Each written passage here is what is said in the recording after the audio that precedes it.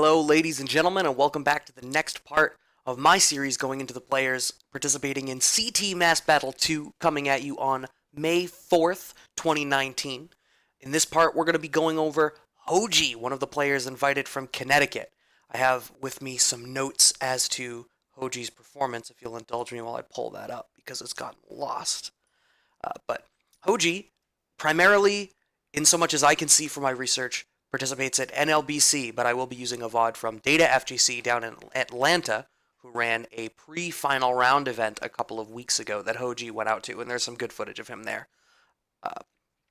I've got the last couple of tournament results for NLBC, which, as I said, Hoji is primarily at.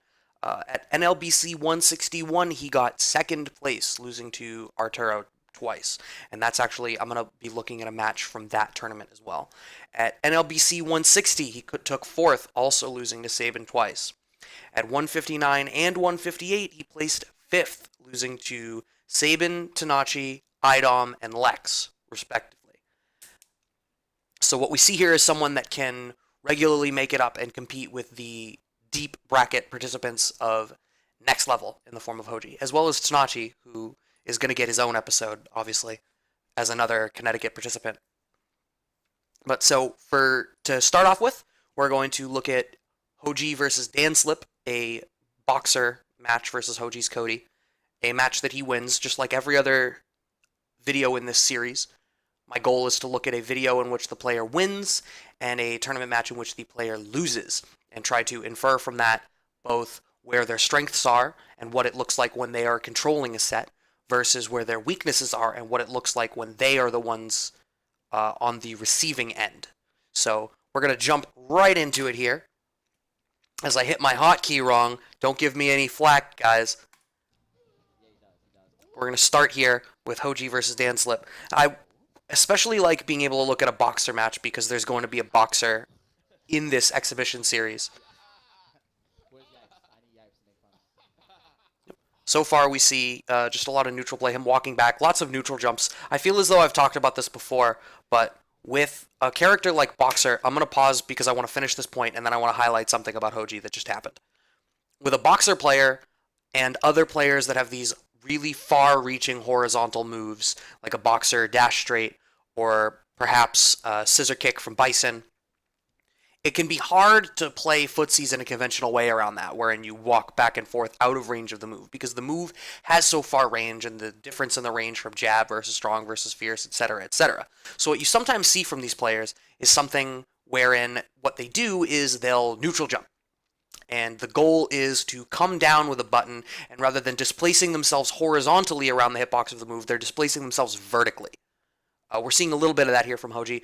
One thing I want to highlight, and the reason I paused it, and I'm going to keep coming back to this, is in my research of watching Hoji's play, one of the absolute strengths of him is his buffers. He's really good at buffering off of his counter pokes, and he's really good at finding spots for these counter pokes. Where there we just saw one, and we're going to see a bunch of those both across this set that he wins and across the set that he loses that we will follow up with after the fact. But just putting the bug in your ear about that now, that I'm going to keep harping on this.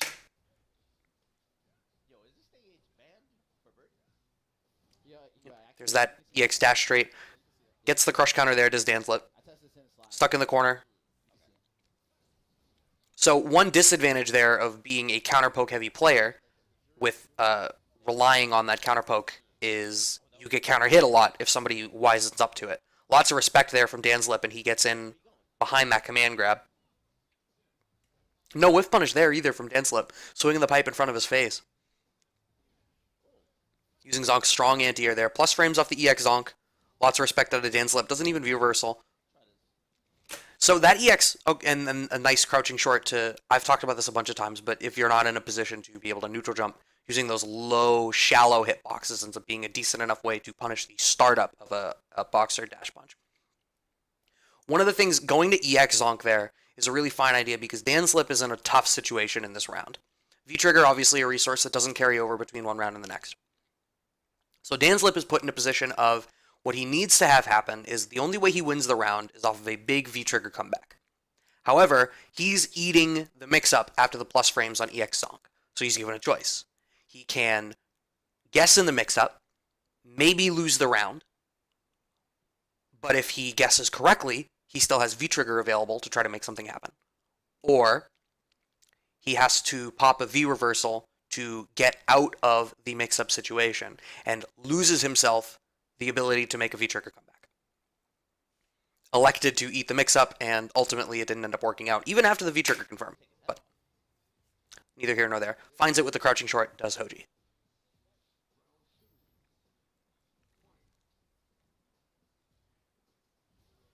Lots of just poking in mid-screen right here. There's nice frame trap there from Hoji. We see behind all those buttons, I'm willing to bet he's buffering medium kick ruffian. Yep. Yeah, nice big counter pokes from Danslip here. Or not counter pokes, counter hits rather. Sort of getting wise to Hoji hitting buttons. It's working out a lot. Hoji, in this situation, needs to make the adjustment to stop hitting buttons and just try to play solid. Finds the counter poke. Counter poke, crouching jab, EX ruffian. Look at that. If he wins this round, it's off of that.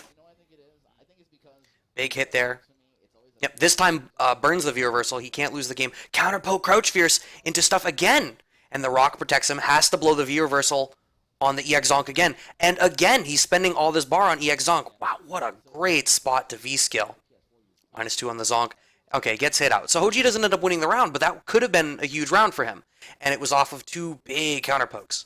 And forcing Danslip to not be able to play with V-Trigger. Whiffs his own Zonk and gets whiff punished.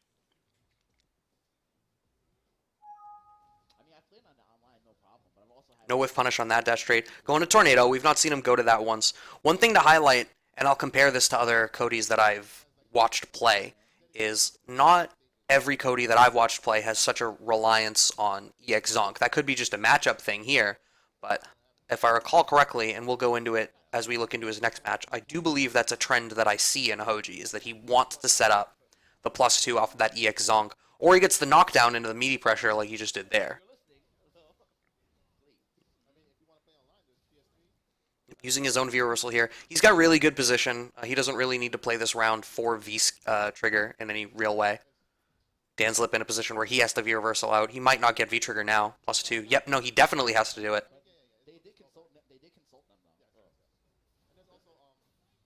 Nice tech. That was a late tech, too. Going to airs now is Danslip. Interesting. Big crush counter. Oh, and he just jumps out. Yeah, just like that, he's got the whole screen available to him again. Yeah, I mean, the next hit will do it for Hoji. Finds the V-skill. Oh my god, I lied. Okay, and standing short. Okay, first game going to Hoji. So what did we see in that first game? If we had to break down Hoji's performance, what are we looking at here? Lots of momentum off of really good counter hit and counter poke special confirms. Maybe a little antsy on buttons and getting counter hit a lot, but it's working out for him.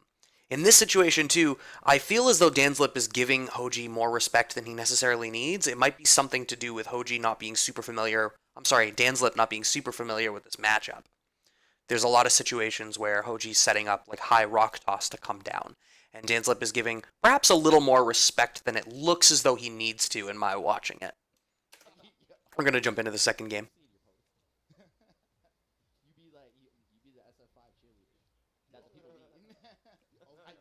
I had more downtime than I thought. I didn't need to pause it for you guys.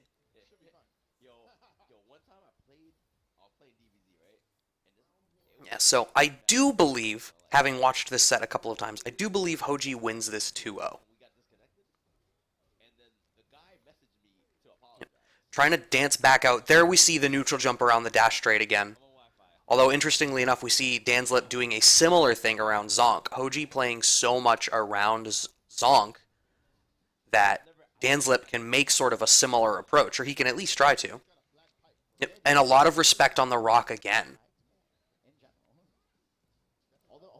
Yep. And now both players playing very jump heavy, but finds the jump back on the EX dash straight. That's a big situation. Plus frames. Yep, just block string out. Blocks the overhead. First time Danslip's gone for the overhead. He's gone for low in, I think, every situation up until now. Finds the throw, a pixel left. Hitting buttons out of the shimmy. I think that's going to be an interesting thing to keep in mind there. In watching Hoji's play, and knowing that in the first game he was getting counter hit a lot, him hitting crouching jab out of the shimmy is an interesting data point to keep in mind.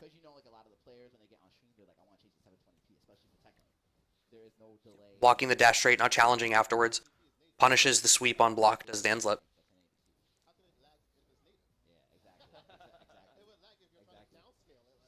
Yep, big counter hit combo once again from Danslip.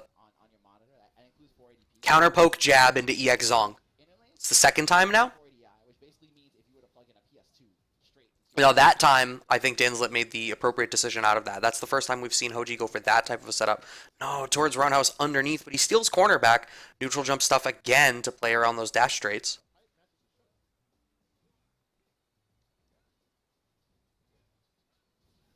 And the rock keeps him safe from any follow-up after the dash straight. Danslip with V-trigger available now. Hoji needs to be prepared for that. No, forces the V-reversal out immediately. Yep, another round on the board for Danslip. There was lots of jumping in that set, and oh, there we go again, see? Once again, treating EX Zong in the way that one might treat a dash punch. It almost seems as though Danslip's now approaching this matchup like a boxer matchup. Reversal to EX Zonk again. Pocket Sand. That's a move that we never see, and I believe in the next game that we're going to look at, we see Pocket Sand come up again. I've literally never seen another Cody use that. Crouching jab, counter hit, confirm again. 3 for 3 into V-trigger. I think I'm gonna pause it to harp on this point because I don't want to miss whatever he does in this mix-up afterwards to win this set.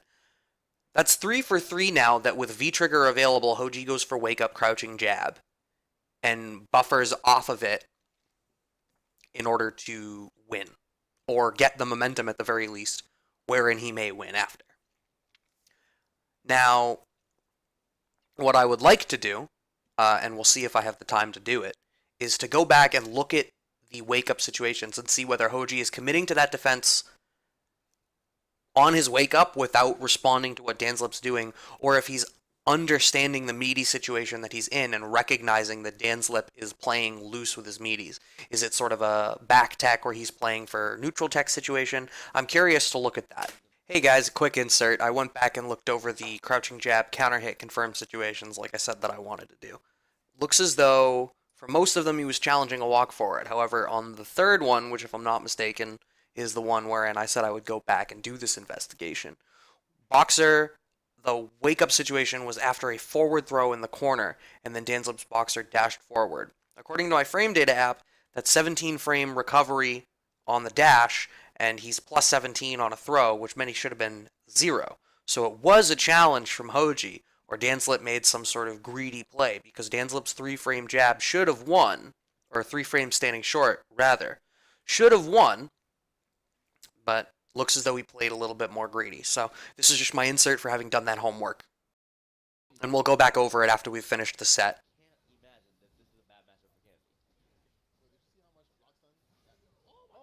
Yep, and just gets the stand fierce on the EX dash straight, and Hoji takes the first game. Yeah. Yeah, so, I mean, what we saw, that set was primarily decided by good use of Zonk and EX Zonk as a mid-range poke, particularly a lot of mileage out of EX Zonk and then V-trigger stand and crouch fierce to force Danslip to have to decide between eating the mix-up or burning his V-gauge on V-reversal instead of being able to have the high volatility swing of Boxer's V-trigger. On top of that, Hoji counter pokes and confirms off of those counter pokes with his own special moves to continue his own offensive play after that very often, and had, at the very least in this set, a high success rate in doing so.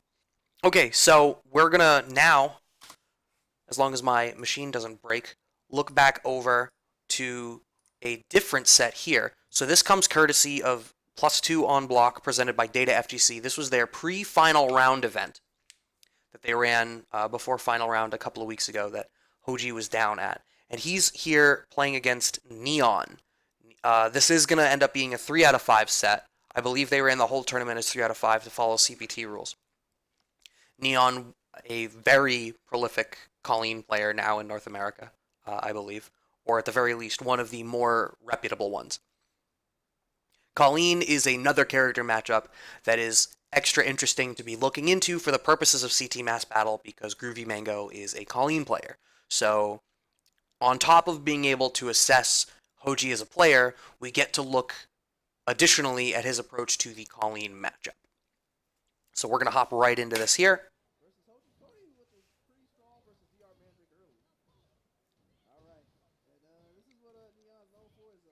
So finding that low medium kick into standing short thing. Nice counter poke again, stopping that forward momentum this time by using the crouching jab there. Back throw from Neon. Dashes back out of the regular throw. Nice counter poke. No buffer on it that time, but manages to follow up with a little bit of poke offense on his own. Neon getting a lot of forward momentum in behind these low forwards. Nice counter poke there into the low ruffian. You get proper meaty pressure off of low ruffian.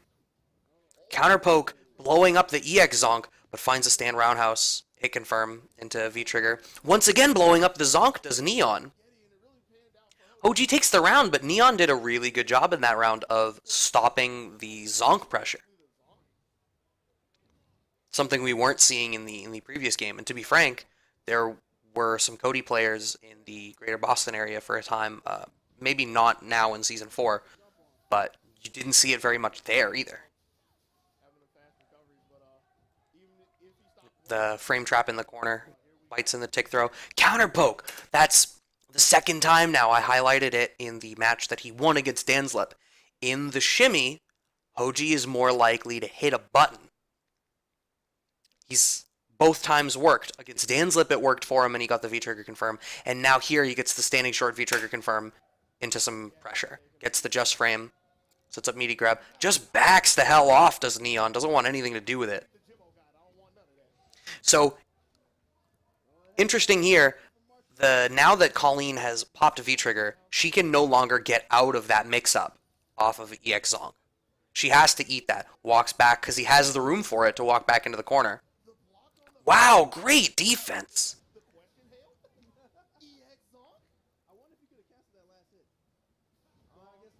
Yep, no meter left.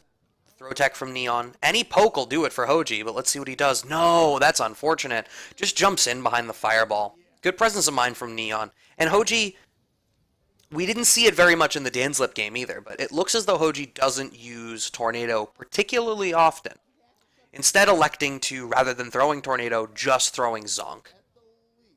Seems far more interested in playing that type of a game than establishing a fireball game. Oh my word, that's two big crush counters. And given that we've already established that Hoji is a defensive button presser, was that, let me scroll back for a moment, was that finally wake up tech from Hoji? Nope. I do apologize. Give me a moment while I set up this speed. I do want to make sure that I know what he's doing here.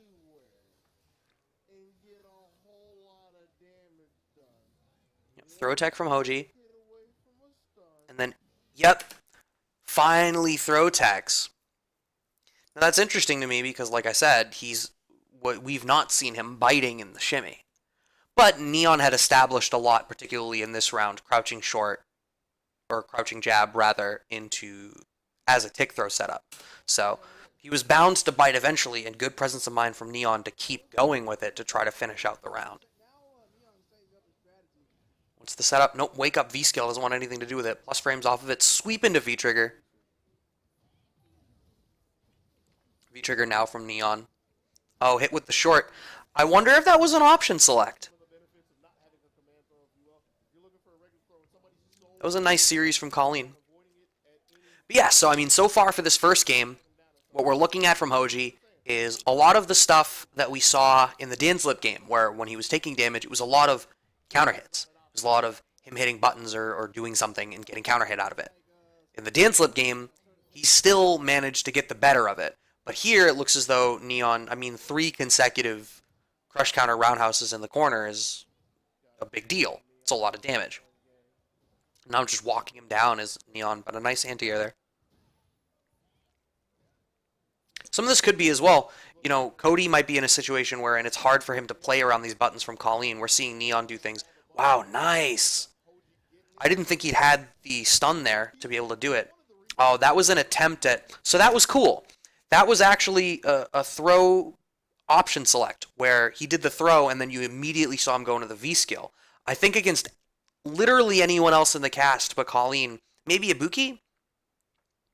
I guess Fang too, because Fang can fly now. They would have landed on the V skill, and he would have won that round. Colleen having that air movement mechanic to be able to get out of that situation is the only reason that round didn't work out for him. Although, oh no, I'm sorry. He won the round anyway. But that individual decision...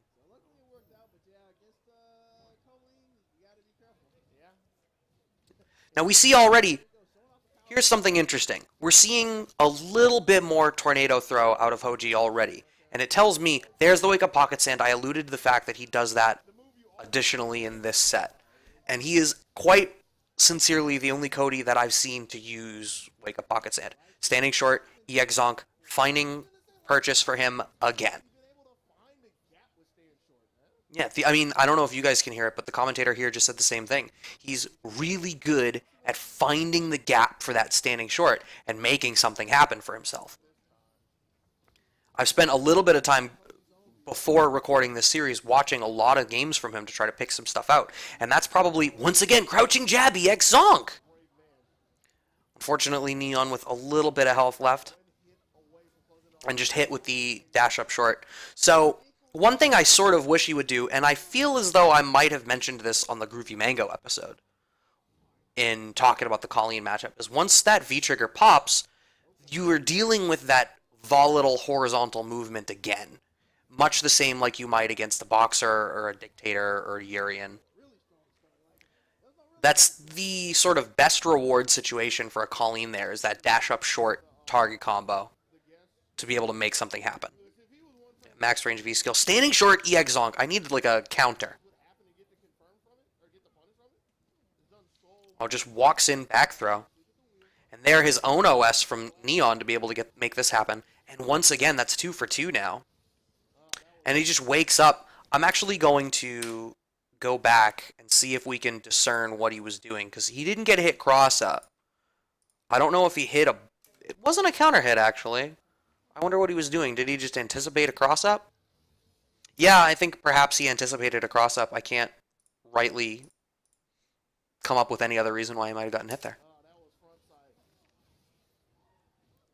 And then just hit standing jab, and once again blown up by the tick throw. Because he's been shimmied now. That's interesting adjustment from Neon to know that in the last game, Hoji got shimmied. So the adjustment that you can make now is you've instilled in him the fear of throw teching. And Hoji's throw tech game was pretty good up until that point. I'm going to scroll forward past the confusion about 3 out of 5. And just hop into this third game now. Yeah, so 2 up for Neon here. Spoiler alert, this set does go 3-0 for Neon over Hoji, if I'm not mistaken. Tornado again. Ooh, and finds the counter there, does Neon. Big target combo. Yeah, so I think going to more Tornado is indicative of Hoji being worried about the way that Neon is poking. Oh, and gets thrown for the stun. No bar available. No, he finds 1 bar because of the hailstorm. If he plays for damage, I don't think he kills. Nope, a little early on the throw, he would have taken it. Jesus, that's mean. Yeah, so in that situation, it looks janky, but what does Cody do, right? He's got 2 bars, but EX Zonk isn't, frame 1 invincible or anything like that, so he needs to find a gap. Up until this point, particularly, Hoji has demonstrated that he will find gaps if they're wider. If you give him the room to do so, he will hit a button and confirm for a big momentum shift. Neon wants nothing to do with that. He didn't even want a third game. Standing short. Silly, but it works. Neon on set point.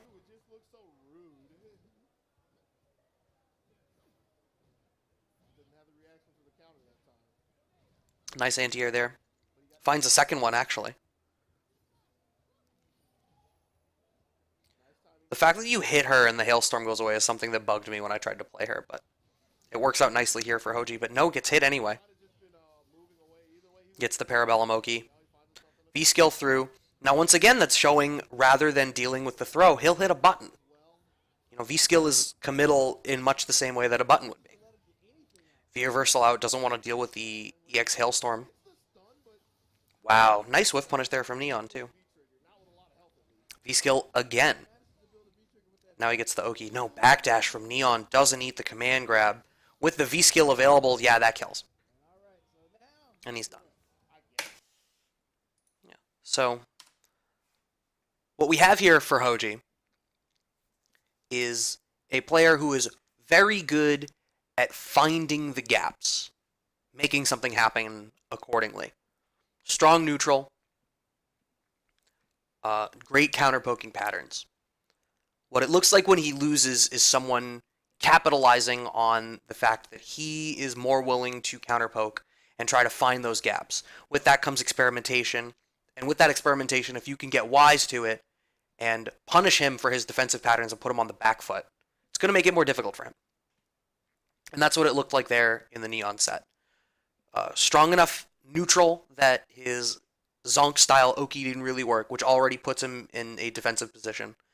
And tight block strings and tight frame traps that blow him up for hitting buttons. Much the same way we saw Danslip finding a lot of counter hits, but Hoji was still able to control the neutral in such a way that it didn't really matter as much here. But here, in losing the neutral defensively, he's going to go to buttons, is what it seems, or V-skill. And if you can capitalize on that, it's going to make it that much harder for him. In order to do that, though, you need to shut down his Zonk-style poking and pressure, his good counter-poking and neutral, and you need to be wary of what it is Cody can do inside of V-Trigger so that you're not giving him too much undue respect when the rocks are coming around. So that's going to be it from me.